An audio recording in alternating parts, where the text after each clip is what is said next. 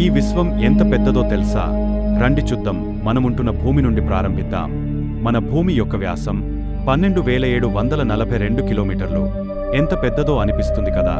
ఒకసారి సూర్యుడితో చూస్తే మన భూమి ఇంత ఉంటుంది. సూర్యుడి వ్యాసం 14 లక్షల కిలోమీటర్లు. అయితే మన శాస్త్రవేత్తలు కనుగొన్న అతి పెద్ద నక్షత్రం వివై కేనిస్ మెజారిస్.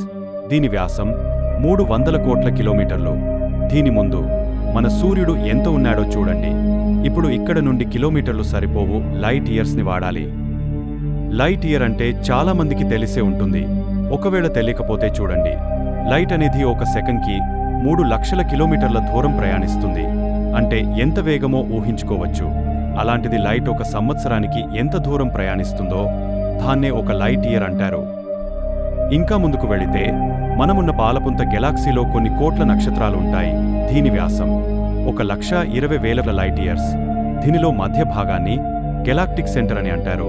ఈ సెంటర్కి 27,000 లైట్ ఇయర్స్ దూరంలో ఇక్కడ మా సూర్య కుటుంబం, మన భూమి ఉన్నాయి. మనం రాత్రిపూట ఆకాశంలో చూస్తున్నప్పుడు మనకు కనిపిస్తున్న నక్షత్రాలు, అంతరిక్ష అంతా కూడా ఈ చిన్న భాగం మాత్రమే. మన భూమి ఎలా అయితే సూర్యుడు చుట్టూ తిరుగుతుందో అలాగే మన సూర్యుడు అంటే సూర్య కుటుంబం అంతా కూడా ఈ పాలపుంత చుట్టూ తిరుగుతుంటుంది. గంటకు సుమారు 8 లక్షల కిలోమీటర్ల వేగంతో ఈ పాలపుంత చుట్టూ తిరుగుతూ ఉంటాడు. అయినా సరే ఈ పాలపుంత చుట్టూ ఒక రౌండ్ వేయడానికి 23 కోట్ల సంవత్సరాల సమయం పడుతుంది. చాలా పెద్ద గెలాక్సీ కదా. అయితే ఇప్పటివరకు కనుగొన్న అతి పెద్ద గెలాక్సీ IC1101. దీని వ్యాసం 60 లక్షలు లైట్ ఇయర్స్. ఇప్పుడు మన లాంటి 54 గెలాక్సీలను లోకల్ గ్రూప్ అని అంటారు. అలాంటి ఒక 100 లోకల్ గ్రూప్స్ని వర్గో సూపర్ క్లస్టర్ అని అంటారు. మన గెలాక్సీ ఇక్కడ ఉంది. ఇంకా ముందుకు వెళితే అలాంటి 1,00,000 గెలాక్సీలను కలిపి లానీకియ సూపర్ క్లస్టర్ అంటారు. ఇలాంటివి కొన్ని కోట్ల సూపర్ క్లస్టర్లు ఉన్నాయి.